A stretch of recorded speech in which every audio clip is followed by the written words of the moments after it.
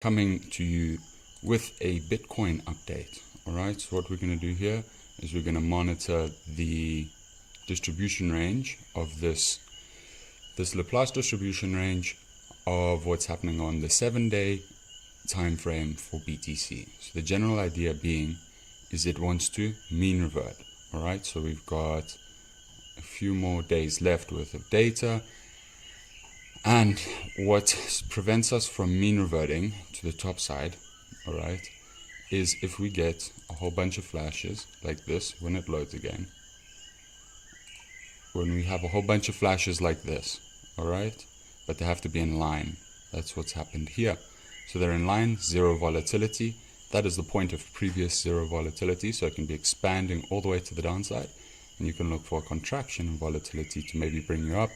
Or if it zeroes out down here, which it looks like it's been trying to do, but it didn't get a clean zero out in volatility, you're going to keep on doing that. And when you get that new flash, you know that this mean isn't in play, but if it flashes below it, you know that it can form a range. If it flashes above it, it can form a range, but it's bullish in the long term. If it flashes above it, it's bearish if volatility zeroes out below it, because you'll have a range that can get cut down. Okay, so this is Dixie. What we're wanting to look at in comparison to the 7-day is, are we going to get a pull out of this range? Okay, we'll put it on a reverse wave trend. So our mean is at $19,964. Top side is this side as well, near the Laplace distribution. So we'll say top side for this week is $21,000. Okay, we've currently broken outside of reverse wave trend. So we've been hunting this side of the Laplace distribution.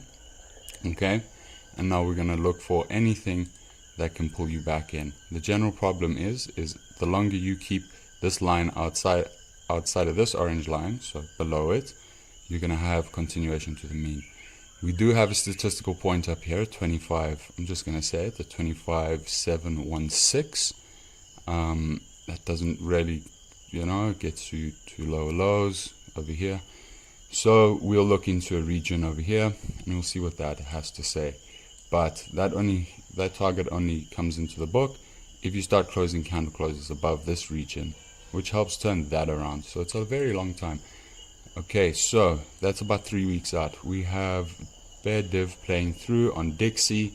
We have contraction moving into initially negatively correlated. That's the wick up here. Let's see what our 5-day is on Dixie.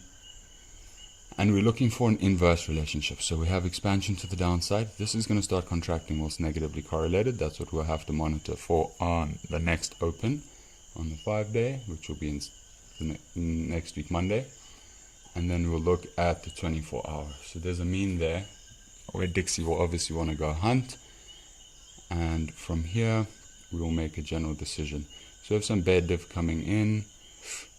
So the bear div, to hold this bear div, you just got to keep it below 109. Okay, there's already initial target over here, 108, to hold that bear div. Okay, because I'm matching this mean to that mean. Alright, so price action can come up here, but the bear div can play through. What negates it? You start closing up here and you have bullish divs. Now, if this goes up, Bitcoin would usually want to go down. So now we're going to go to the 24-hour. This is our 24-hour distribution coin. Alright, we're currently perfectly at a level here, which is 1, 2, 3, 4, 5, 6 levels down. This being round about the 11th. Round about the 9th. Okay, what do we have to look for here? We have a mean over here, so we can look for a target at 17,182. Close candle closes above 16, where we pretty much are here, 16,675. You can look for continuation to the upside. You close below, you look continuation down into here at 16,300, at $16,000, $31. Okay. This is our 6-hour distribution coin. So our 6-hour distribution coin last time triggered Sunday the 14th of August, pretty much perfect to the days ago. Now, you can see that we formed a range in here, so we want to throw on a reverse wave trend. When we break outside of any one of these ranges, we're going to look for direction. So currently you can see that it's being held in this range. So you have a candle, what do we want? We want ultimate power mean. So it doesn't really matter what happens from here, because as these two cross, what you can see there, those two red lines, all three of these, as they cross, whatever which way the market goes, it will want to return back here at some stage. So that's what it's telling me, that there might be, I don't want to call it a fake out, but we could call it a fake out, just like an initial hunt for liquidity, either upside, downside, but it wants to return over here. And then 90 minute. So the 90 minutes very interesting. We've broken out of it down here around about the 13th of October. Okay, we've broken out of it again over here. So we haven't printed a new distribution level. So its mean reversion point is up here, 19,816. So we've had that target previously. But because we can now start zooming in, what are we going to look for? We're going to look for any candle closes that keep, like if the candle keeps on coming up and smokes this orange line and gets defended to the downside, we're going to look for a quick stretch down into this region down here. So I'm going to say 16,355. If you start closing candles below here, let's put on the ultimate power mean. You got to get above your ultimate power mean, bring your ultimate power mean through reverse wave trend. So you want to look for a hidden bull bev on the lower term time frames to carry you through up. A lot of demolition up here to take scalps, 16,760 and 16,793 general area. Okay, so this is what we want to look out for on the higher term time frames, because as you can see, it starts to go quite to the downside really quickly when you start closing the red line outside of the green, outside of the orange, and vice versa. If you change it up, the green line closes above the orange, it really does rush through. So you want to look for 0 points in volatility. Now for the crackheads, this is on Poloniex, so you can see that this data is, I wonder why there's a gap in the market. Okay, so general idea being is, this is a mean reversion point. We have played to the upside originally, but now we are back at the mean. Come in smoked, to me that's good market dynamics. I'd be looking for a general pickup to the upside. Let's go see where our VRE levels are. So we smoked our daily mean over here perfectly to the T. So you hold above your daily mean, you'll be gravy to try push up to the upside. What we see forming here though is that there is still a good rush to set a bull div in this region. Okay, let's go put on a reverse wave trend. We're starting to break outside of our reverse wave trend, and if we get the little red line through, there you go. You look for continuation into your daily mean, maybe a little bit lower depending on how much buying action there is over here. Now you fail your daily mean. Let's go see who else is nearby. I need to just switch off some indicators here so you guys don't go blind. There we go. Let's put on VRE. Where is our weekly? Okay, so this is our weekly levels. So this target keeps on coming up quite a bit, $17,661.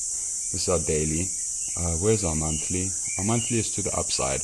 Okay, so the general idea being is, yes, if you fail this region, this can become good previous market history, seeing as it hasn't come up and touched it in the last couple days. Alright, so given this is on the 15 minutes, so we haven't really touched our weekly mean for this whole duration of this week. Okay, it has not been forgotten.